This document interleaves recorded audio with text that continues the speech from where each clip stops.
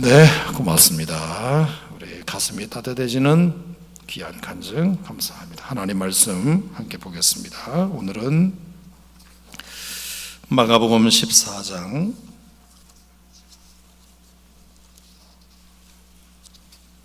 43절 말씀입니다. 마가복음 14장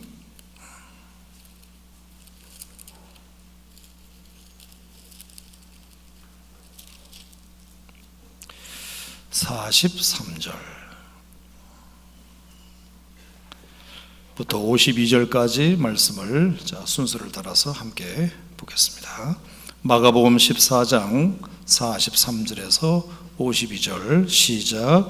예수께서 말씀하실 때에 곧 12 중에 하나인 유다가 왔는데 대제사장들과 서기관들과 장로들에게서 파송된 무리가 검과 몽치를 가지고 그와 함께 하였더라. 예수를 파는 자가 이미 그들과 군호를 짜 이르되 내가 입 맞추는 자가 그이니 그를 잡아 단단히 끌어가라 하였는지라. 이에 와서 곧 예수께 나와 랍비여 하고 입을 맞추니 그들이 예수께 손을 대어 잡거늘 곁에 서 있는 장 중에 한 사람이 칼을 빼어 대제사장의 종을 쳐 그 귀를 떨어뜨리니라. 예수께서 무리에게 말씀하여 이르시되 너희가 강도를 잡는 것 같이 검과 몽치를 가지고 나를 잡으러 나왔느냐. 내가 날마다 너희와 함께 성전에 있었으면서 가르쳤으되 너희가 나를 잡지 아니하였도다. 그러나 이는 성경을 이루려 함이니라 하시더라. 제자들이 다 예수를 버리고 도망하니라. 한 청년이 벗은 몸에 배 혼니부를 두르고 예수를 따라가다가 무리에게 잡힘에 배 혼니부를 버리고 벗은 몸으로 도망하니라. 아멘. 자, 오늘도 읽은 계시의 말씀을 통해서 여러분에게 주시는 하나님의 메시지, 주님의 음성이 있기를 바랍니다. 자, 인간이 살면서 가장 견디기 어려울 때가 언젠가? 가장 견디기 어려울 때가 언젠가?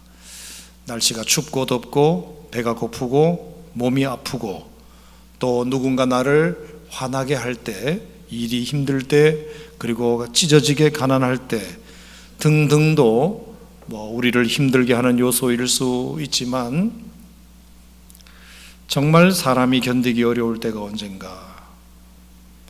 그때는 자존심이 상할 때가 힘들고 가까운 사람이 배신할 때가 힘들고 그리고 내가 그동안 했던 노력이 물거품이 되는 때 그때가 가장 힘든 것 같습니다.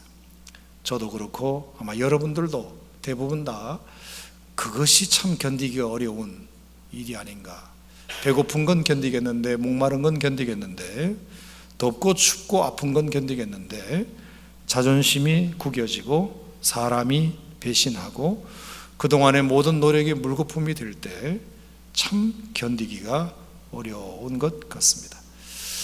자, 예수님도 마찬가지셨으리라 생각합니다. 왜냐하면 예수님도 100% 하나님이셨지만 100% 인간이셨기 때문에 인간이 느낄 수 있는 모든 감정을 예수님도 다 가지고 계셨음이 분명하기 때문입니다. 예수님도 자존심이라는 것이 있었고 예수님도 배신감이라는 것을 느꼈고 예수님도 허탈함을 예수님도 느끼셨을 것이기 때문입니다. 특별히 예수님께서 그동안 3년 동안 열심히 가르치고 사랑해주고 그리고 보듬어주고 지켜주고 공급해 주었던 그 제자들이 배신을 하고 그럴 때 얼마나 그 배신감이 컸을까. 그동안 그렇게 열심히 사랑하고 가르쳤는데 그 노력이 허사라고 여겨질 때 얼마나 상실이 컸을까. 그리고 예수님은 보통 인간이 아니라 하나님의 아들이심에도 불구하고 하나님의 아들은커녕 보통 스승으로서의 대접도 받지 못할 때 예수님의 자존심도 많이 상하셨으리라 생각합니다. 자, 오늘 본문 말씀도 그것이 아주 적나라하게 드러나는 모습을 보면 지난주에도 제가 말씀드렸다시피 성경의 믿음의 위인들이 소개가 되면 그것은 우리가 추구해야 할 목표이기 때문이고 성경에 우리보다 못한 사람들이 소개되면 우리가 비방하고 욕하고 못난 사람이라고 지적하기 전에 저게 우리의 모습일 수 있겠구나라고 자신의 거울로 비춰보라고 말씀드렸다시피, 오늘 예수님에게 자존심 상하게 하고 예수님에게 배신을 주고 그리고 모든 노력을 물거품으로 만드는 것 같은 느낌을 예수님에 제공한 사람들이 오늘 우리들에게 다시 또 우리에게 보여지고 있습니다. 자, 여러분 다시 한번 성경을 보시면 43절에 그렇게 되어 있어요. 예수께서 말씀하실 때에 곧 12 중에 하나인 유다가 왔는데 대제사장과 서기관과 장로들에게서 파송된 무리가 검과 몽치를 가지고 그와 함께 찾아왔다고 되어 있습니다. 가룟 유다가 유대교 지도자들을 앞세워 검과 몽치, 무기를 가지고 그날 밤에 예수님을 찾아온 것입니다. 뭐 하려고요?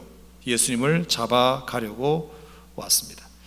지난 3년 동안의 사역, 그를 위한 사랑과 희생이 물거품이 되는 순간입니다. 얼마나 가룟 유다가 참 미웠겠습니까? 그 하는 짓이 얼마나 불쌍하게 보였겠습니까? 저는 예수님 스스로도 자책도 하셨을 거라고 생각이 듭니다. 누구를 탓하기 전에 예수님 스스로를 탓하기도 하셨을 것이다. 내가 3년 동안 얼마나 내가 사역을 못했으면 이렇게 가장 최측근이었던, 회계를 맡았던, 재물을 맡았던 이 가룟 유다가 나를 이렇게 매몰차게 거절하고 배신할 수 있는가. 아마 예수님도 스스로를 탓하실 정도로 참 상심이 크셨으리라 그렇게 생각이 듭니다. 뿐만 아니라 검과 몽치를 가지고 찾아왔다고 되어 있습니다. 검과 몽치를 가지고 찾아왔다. 여러분, 유대 지도자들이 무기를 들고 찾아온 것입니다. 무기를 들고 예수님 한 사람 잡겠다고 그 많은 사람들이 무기를 가지고 들고 올 필요가 전혀 없습니다. 예수님이 무슨 천하장사도 아니고 예수님이 그것 때문에 도망가거나 버틸 분도 아니신데, 무슨 강도도 아닌데, 중죄인도 아닌데 무기를 들고 예수님을 잡으러 왔다고 했습니다. 언제 한번 예수님이 그들에게 대항한 적이 있습니까? 예수님이 무슨 무기를 가진 적이 있습니까?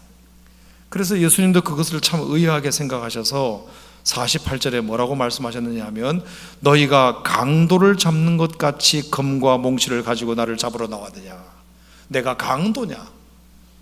내가 강도냐? 내가 남의 물건을 훔쳤느냐? 내가 남을 해하게 했느냐? 내가 무슨 중죄인이냐? 내가 강도도 아닌데 어떻게 그런 무기를 가지고 경찰이 달려들듯이 나를 잡으러 왔느냐. 얼마나 참 불쾌하셨겠습니까? 얼마나 참 황당하셨겠습니까? 자, 뿐만 아니라 45절에 보면 44절에 이렇게 말합니다. 예수를 파는 자가 이미 그들과 군호를 짜 이르되 대열을 갖추었습니다. 작전을 짰다는 얘기입니다. 예수를 잡기 위하여 이미 그들과 작전을 짰다. 뭐라고 작전을 짰다고요? 내가 입 맞추는 자가 그이니 내가 입을 맞추면 그를 잡아서 단단히 끌어가라. 놓치지 말고 끌어가라. 여러분, 무슨 예수님이 정말 사형죄라도 지은 사람입니까? 중죄라도 지은 사람입니까? 그를 잡아라, 단단히 끌어가라, 이런 표현들. 가장 견디기 어려웠던 예수님의 마음은 내가 입 맞추는 자가 그이다. 그렇게 하고 45절에 가룟 유다가 예수님께 나와서 랍비여 하면서 예수님에게 입을 맞춥니다. 여러분, 입을 맞추는 것은 보통 어떨 때 하는 거죠? 사랑과 친근함의 표시로 하는 거잖아요. 내가 당신을 사랑합니다. 내가 당신을 존경합니다. 내가 당신에게 좀 친하게 지내고 싶습니다라는 표시로 입을 맞추는 거 아닙니까?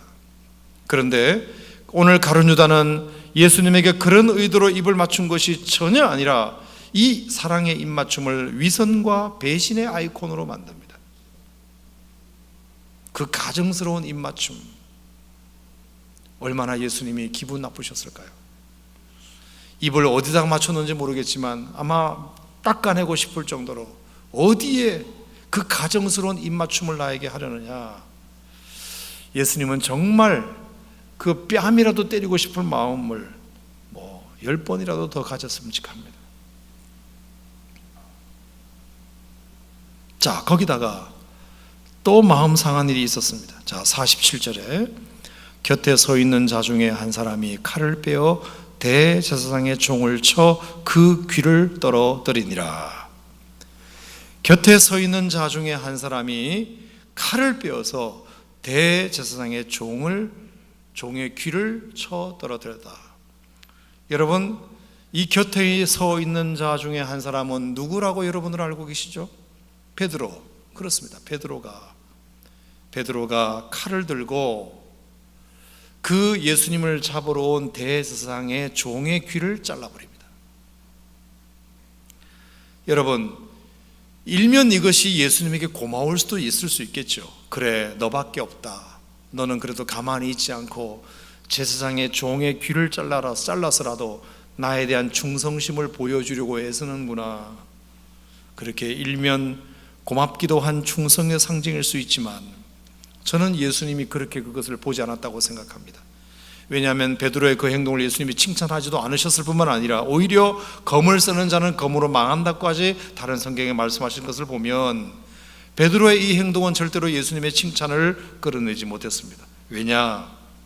그것은 지난주에도 말씀드렸다시피 예수님께서 겟세마네 동산에서 기도하실 때 8명의 제자들을 좀 멀찍이 두고 베드로와 야고보 요한을 아주 가까이 두고, 그리고 예수님이 정말 내가 마음이 심히 고민하여 죽게 되었으니 나를 위하여 중보기도 해달라고 그렇게 기도한 지 1시간도 채 못 되어 예수님이 가보니 베드로가 자고 있었습니다. 1시간도 깨어있지 못한 그 베드로의 모습을 예수님은 너무나 잘 알고 있습니다. 그러니까 저는 그렇게 생각합니다. 아마 예수님도 그렇게 생각하셨을 것입니다. 바로 전 시간에 예수님이 그렇게 심히 내가 고달파 죽게 생겼다라고까지 부탁하며 예수님을 위하여 깨어 기도해달라고 한 그 예수님의 부탁을 결국에 들어드리지 못한 것에 대한 미안함을 마치 만회하기라도 하듯이 예수님에게 내가 그래도 살아있습니다라고 보여주듯이 그 대제사장의 귀를 자름으로 인하여 1시간도 깨어있지 못하는 제자라는 소리를 들은 것에 대한 그 미안함을 만회하려고 하는 그런 의도로밖에 그가 그 대제사장의 종의 귀를 잘랐다고밖에 볼 수 없다고 하는 것입니다.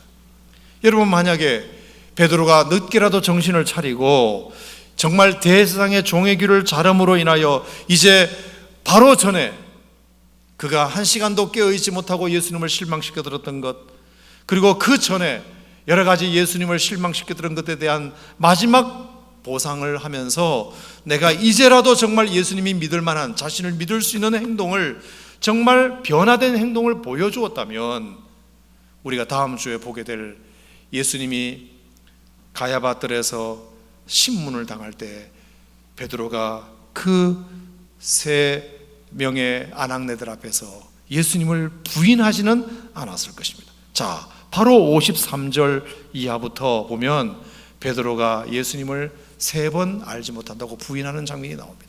그러니까 여러분, 이 베드로가 칼을 들고 대제사장의 종의 귀를 자른 것은 자신이 이제 말한 것에 대한 책임을 지겠다는 뜻도 아니고, 그동안 내가 예수님에게 실망시켜 드린 것들을 이제 제가 늦게라도 깨닫고 이제부터 내가 정말 주님의 오른팔이 되겠습니다라고 충성을 맹세한 것도 아니라는 말씀입니다. 왜? 그렇다면 예수님을 3번 부인한 일은 없었어야죠.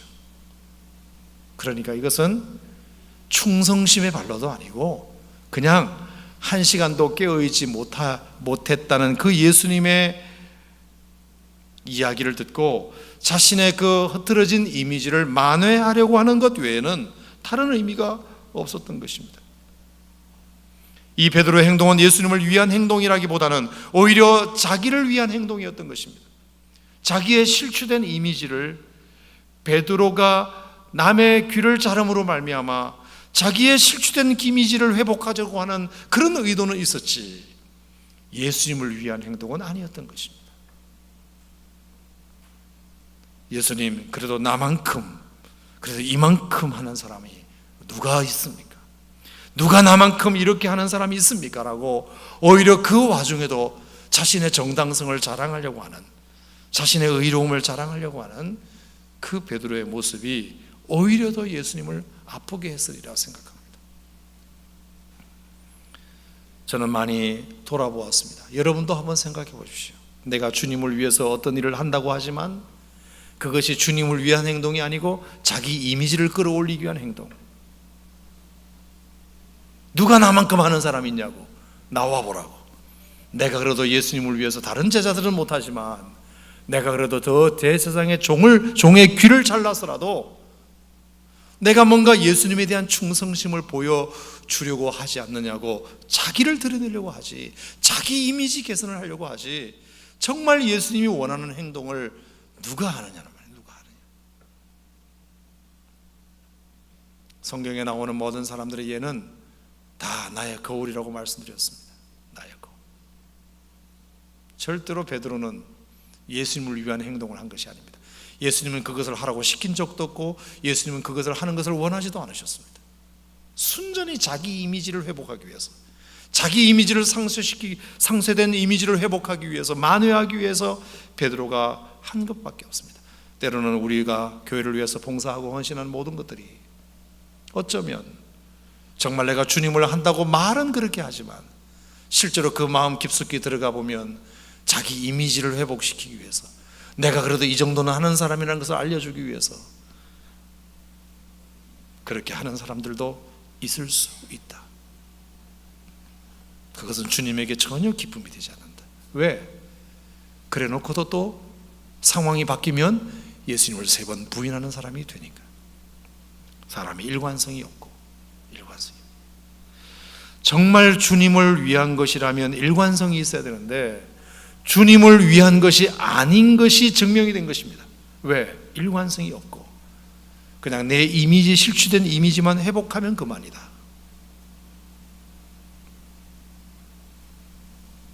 그것이 베드로의 행동을 인하는 우리의 묵상입니다. 베드로는 절대로 예수님을 위해서 한 것이 아닙니다. 뿐만 아니라 50절 말씀에 보면 제자들이 다 예수를 버리고 도망하니라. 제자들이 다 예수를 버리고 도망하니라. 자, 거기에 왜 성경에 다라는 표현을 썼을까요? 다, 하나도 남김없이 제자들이 다, 누구도 예외 없이 예수를 버리고 도망하니라. 얼마나 가슴이 아팠을까. 저는 그렇게 생각합니다. 물론 어느 누구도 제자들로부터 제자들이 남아있을 거라고 예수님도 기대하지 않으셨겠지만 그래도 섭섭한 건 섭섭한 거죠. 얼마나 예수님 마음이 힘들었을까요? 지난주에도 말씀드렸다시피 예수님은 죽는 것은 두렵지 않으셨습니다. 하지만 사역의 결과를 인하여 참 많이 힘드셨으리라 생각합니다. 자, 또 하나 51절 말씀에 보면 한 청년에 대한 이야기가 나옵니다. 자, 이게 이제 마가복음에만 나오는 건데, 한 청년이 벗은 몸에 배 혼니부를 두르고 예수를 따라가다가 무리에게 잡히매 배 혼니부를 버리고 벗은 몸으로 도망하니라. 자, 마태복음이나 누가복음이나 요한복음에는 안 나오는 마가복음에만 나오는 구절입니다. 자, 여기서 말하는 한 청년은 그럼 누구일까요? 자, 제가 힌트를 드리겠습니다. 마태복음에도 누가복음에도 요한복음에도 안 나오고 마가복음에만 나오는 구절입니다. 그럼 여기서 말하는 한 청년은 누구일까요? 마가입니다. 마가. 자기의 부끄러운 신앙 고백을 여기다 담은 것입니다. 내가 원래 이런 사람이었다. 나도 한때 베드로의 제자였다. 여러분, 마가는 베드로의 제자였거든요. 그래서 이것도 예수님에게 참 실망이 될 수 있어요. 이것도 복선을 깔고 있어요. 자, 이거는 마가의 고백이기도 하지만, 자, 베드로는 예수님의 수제자예요. 수제자니까 자기도 제자를 하나 만들었어요. 그게 마가예요.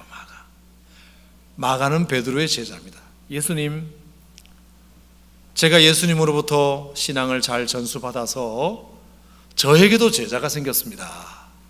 마가입니다. 마가. 예수님도 다 알고 있어요. 근데 그 베드로가 제자 삼은 마가도 벗은 몸으로 배 혼니부를 두르고 예수님을 따라왔지만 물에게 잡히니까 혼니부를 버리고 벗은 몸으로 도망했습니다. 베드로가 그 모양이니 베드로의 제자는 당연한 거죠. 아무것도 자랑할 것이 없어요. 여러분, 우리가 하나님을 잘 섬겨서 내 신앙생활을 통해서 내 제자까지 만들었다 하더라도 우리는 부끄러운 것입니다. 저는 이게 참 저에게도 교훈이 많습니다. 저는 오산 침례교회 담임 목사로서 그동안 목회자로서 제 반평생을 살아온 사람으로서 저의 설교를 듣고 수많은 사람들이 예수를 믿고 구원을 받았다 하더라도 그것도 다 자랑할 게 없구나. 베드로가 마가를 제자 삼았다고 예수님에게 아무리 자랑해도 그 결과가 혼니부를 버리고 벗은 몸으로 도망을 갈 수밖에 없는 그런 제자. 왜? 스승이 그밖에 안 되니까. 제자들도 그거밖에 되지 않는 것입니다. 자, 이것이 오늘 본문에 나와 있는 내용의 요약입니다. 여러분, 저는 이 본문을 통해서 두 가지 여러분과 같이 묵상을 나누고 말씀을 마치겠습니다. 첫 번째, 어떻게 예수님은 이 자존심 상하고 가까운 사람의 배신과 그동안의 3년간의 사역이 물거품이 되는 일을 예수님은 그래도 꿋꿋하게 견디셨을까? 첫 번째, 그것을 잠깐 나누겠습니다. 자, 그것은 오늘 49절 말씀에 있는데요. 자, 49절 다 같이 한번 읽어보겠습니다. 내가 날마다 너희와 함께 성전에 있으면서 가르쳤으되 너희가 나를 잡지 아니하도다. 그러나 이는 성경을 이루려 함이니라. 자, 저는 이 말씀이 굉장히 중요한 말씀이라고 생각이 들어요. 오늘 이 본문에만 이 내용이 나오는 건 아닙니다. 성경을 이루게 하려 함이니라. 성경을 이루게 하려 함이니라. 예수님의 마태복음, 마가복음, 누가복음, 요한복음 전반에 자주 나오는 표현입니다. 예수님의 어떤 행동은 성경을 이루는 데 있었다는 겁니다. 성경을 이루는 데 있었다. 구약 성경의 예언을 이루는 일에 있었다. 예수님의 작은 행동, 예수님의 큰 행동, 그 모든 행동은 다 성경을 이루는 것과 연관이 있었다. 저는 그게 첫 번째로 제게 참 마음에 와닿는 구절이었습니다.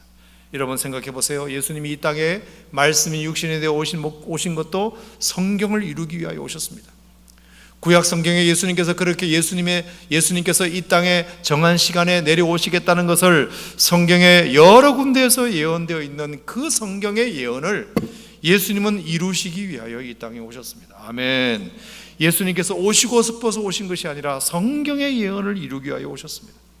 동정녀 탄생한 것도 마찬가지, 베들레헴에서 출생한 것도 마찬가지, 말구유에서 태어난 것도 마찬가지, 30년의 사생애를 사신 것도 마찬가지, 요한에게 침례를 받은 것도 마찬가지, 마귀에게 시험을 받은 것도 마찬가지, 십자가에서 고난당하신 것도 마찬가지, 십자가에서 죽으신 것도 마찬가지, 예수님이 부활하신 것도 마찬가지. 예수님의 모든 행동 하나하나는 다 성경을 이루는 것과 관련이 있었습니다. 하나님의 계획, 하나님의 목적, 하나님이 나를 이 땅에 보내신 하나님의 목적, 하나님의 계획을 이루는 일에 나는 오늘도 이 하루를 드린다. 나는 오늘도 나의 이 시간을 드린다. 나는 오늘도 나의 삶을 드린다. 이것이 예수님의 인생 철학이었습니다.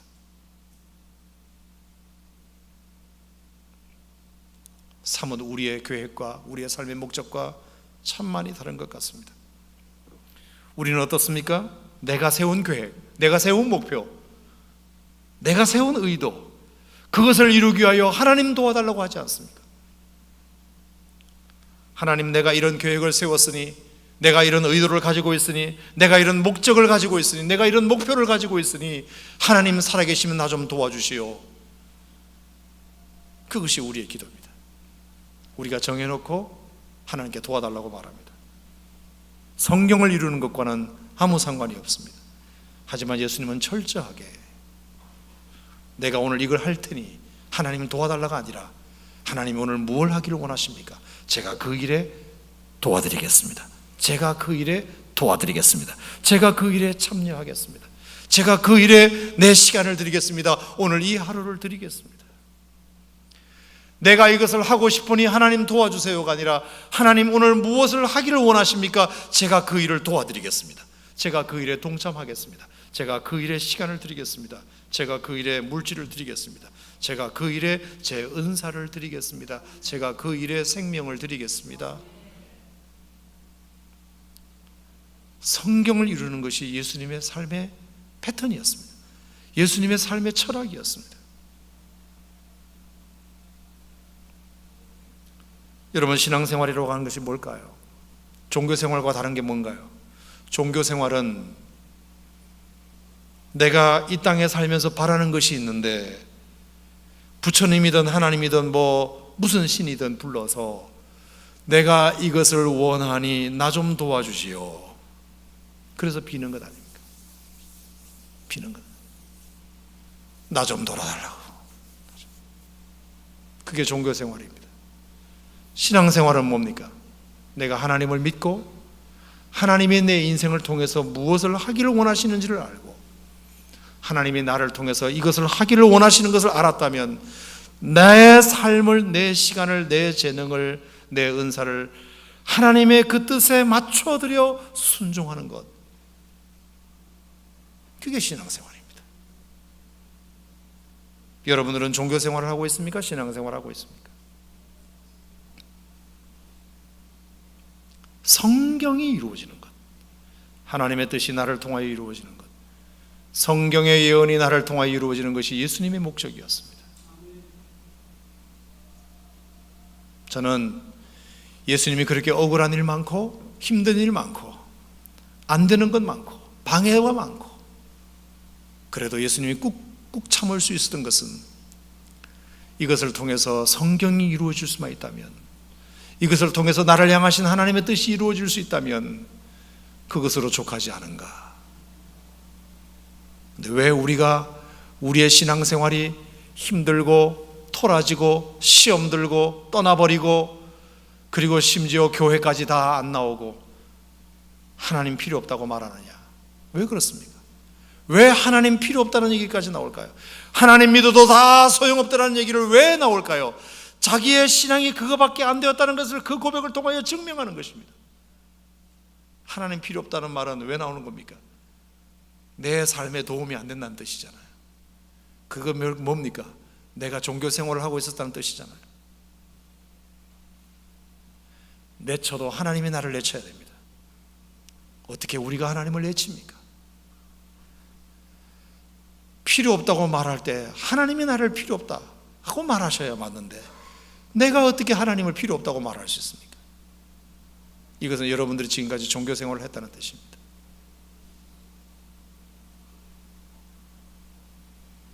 하나님 믿어도 소용없다. 하나님을 제대로 믿는 사람은 절대로 그 얘기가 입에서 나올 수가 없습니다. 여러분이 불교를 믿었다면 맞습니다. 부처 믿어도 소용없더라. 내가 무슨 자식이 잘 되기를 했냐, 내가 사업이 잘 되기를 했냐, 내가 건강하기를 했냐, 내가 출세하기를 했냐, 부처님을 그렇게 믿어봐도 다 소용없더라. 그 말은 맞는 말입니다.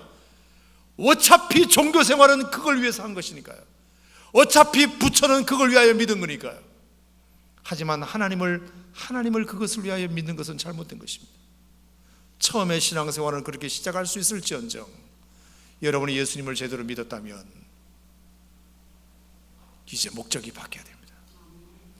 하나님이 나를 통하여 무엇을 하기를 원하시는지 그것을 알고 오늘 나의 시간을 드립니다. 오늘 나의 물질을 드립니다. 오늘 나의 은사를 드립니다. 오늘 나의 생명을 드립니다. 이게 맞다고 생각하시면 아멘 하시기 바랍니다. 틀리다고 생각하면 아멘 안 해도 괜찮습니다. 목사님 말씀이 틀렸습니다. 그렇게 생각하시면 아멘 안 해도 괜찮습니다.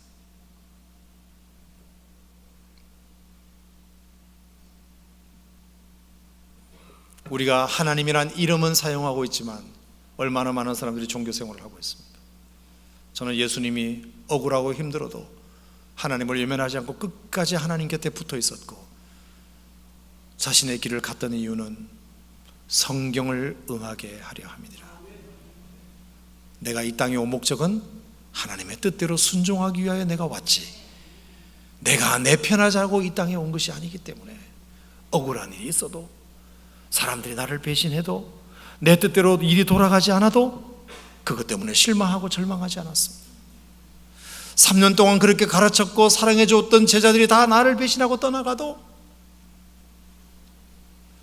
그렇게 내가 하나님을 위해서 충성했는데 나에게 열매가 이것밖에 되지 않느냐고 말하지 않았습니다. 예수님은 그것도 받아들이셨습니다. 왜?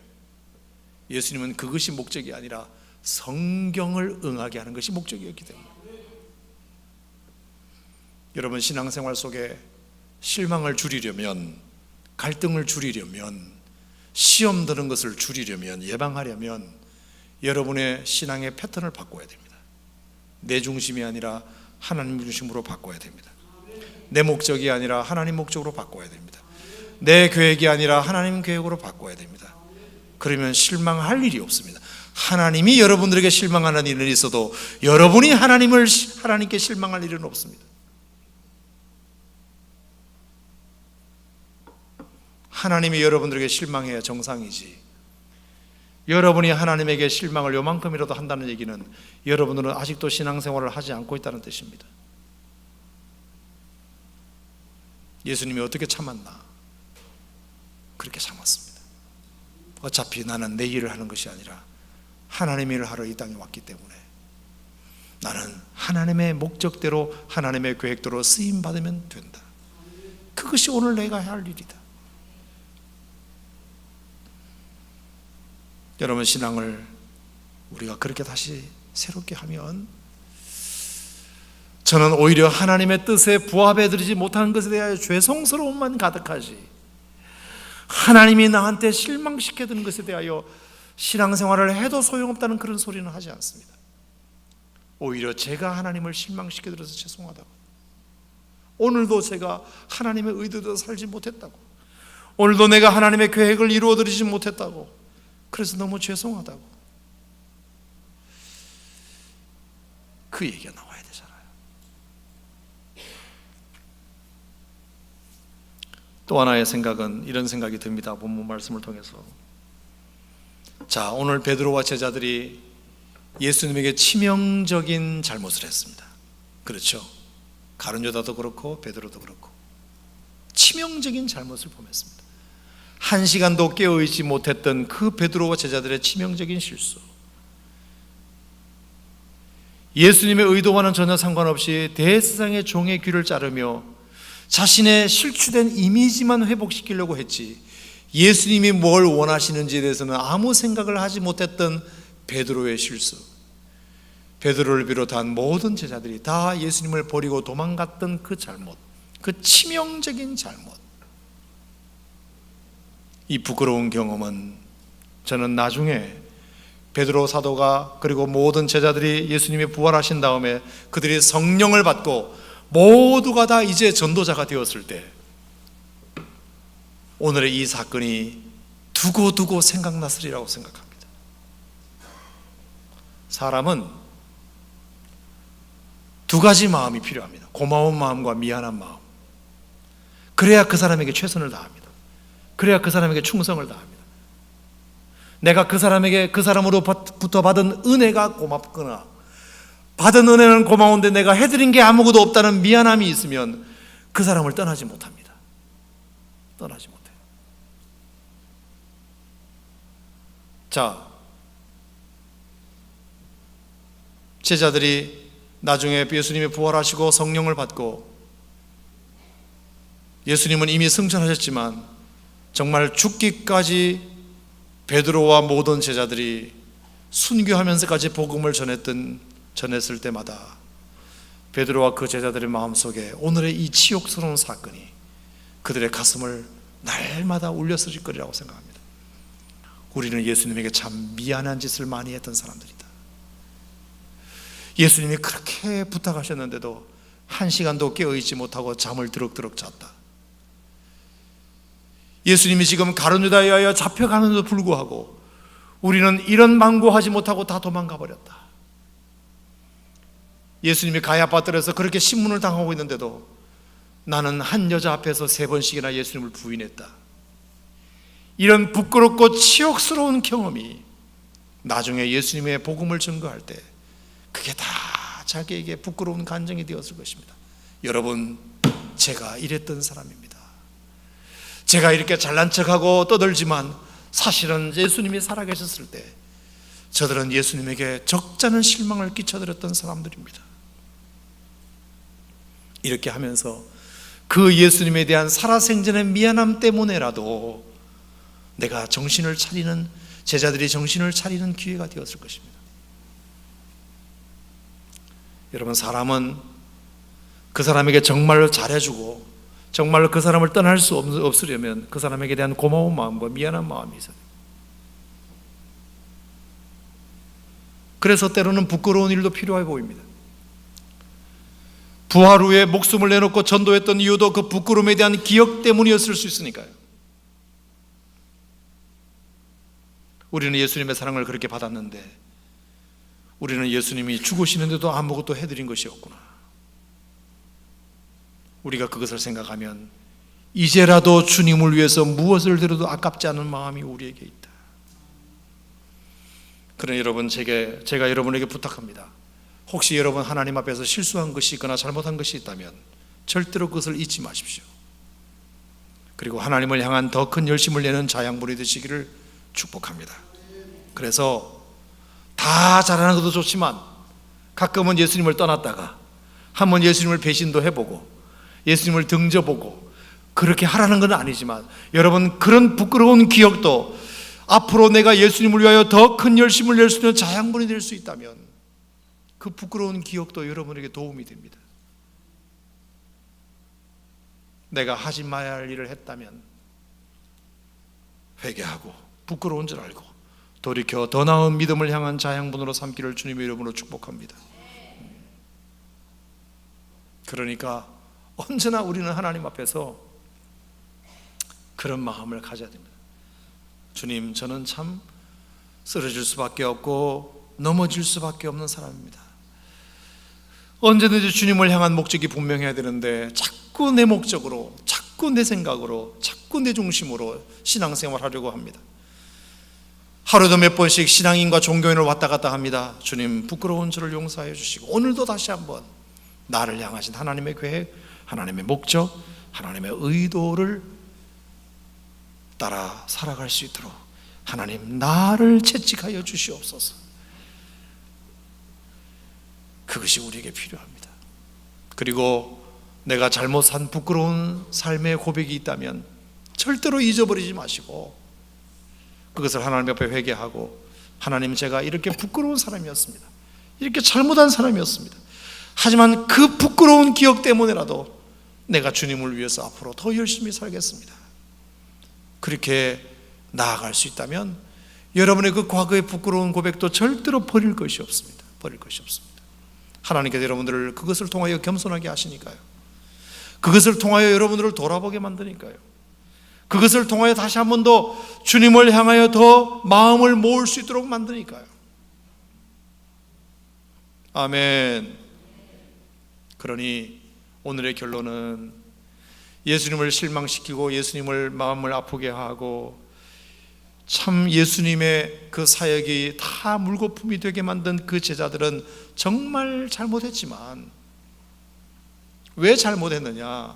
잘못했지만 그래도 그것을 계기 삼아 나중에 예수님이 부활하시고 성령 받아서 우리가 그렇게 과거에 그렇게 부끄러운 삶을 살았노라고 하는 그 자신의 진솔한 고백과 함께 복음을 전한다면 더 파워 있게 복음을 전해서, 야, 저렇게 부끄러운 과거를 가진 사람도 저렇게 변화되어서 예수님을 향한 충성스러운 제자가 될 수 있구나. 그것이 정말 아름답게 승화되어 수 있기를 바랍니다. 그리고 예수님께서 그런 어렵고 힘든 마음이었음에도 불구하고 꿋꿋하게 십자가를 지실 수 있었던 이유는 한 번도 섭섭한 감정을 그들에게 드러내지 아니하고 오히려 저들의 죄를 알지 못합니다라고 오히려 제자들을 위하여 기도하며 당신의 생애를 마감할 수 있었던 이유는 자기 중심으로 자기가 삶을 산 것이 아니라 내가 살아가는 모든 삶은 짧든 길든 그것은 다 하나님의 영광, 하나님의 뜻, 하나님의 계획, 하나님의 의도, 하나님의 목적에 내가 쓰임받는 인생을 살아왔다고 생각하니 그 무엇도 섭섭한 게 없고 그 무엇도 자존심 상할 게 없고 오히려 제가 하나님에게 더 잘 맞춰드리지 못한 죄송함이 많지 하나님께 어떻게 나한테 하나님이 나에게 이럴 수 있느냐고 내가 주님을 위해서 이렇게 충성했는데 하나님은 나한테 해준 게 뭐 있느냐고 그렇게 대드는 것이 아니라 오히려 내가 오늘도 하나님 앞에 부족하고 연약하여 하나님의 뜻을 제대로 다 이루어드리지 못하고 이 하루를 살았습니다.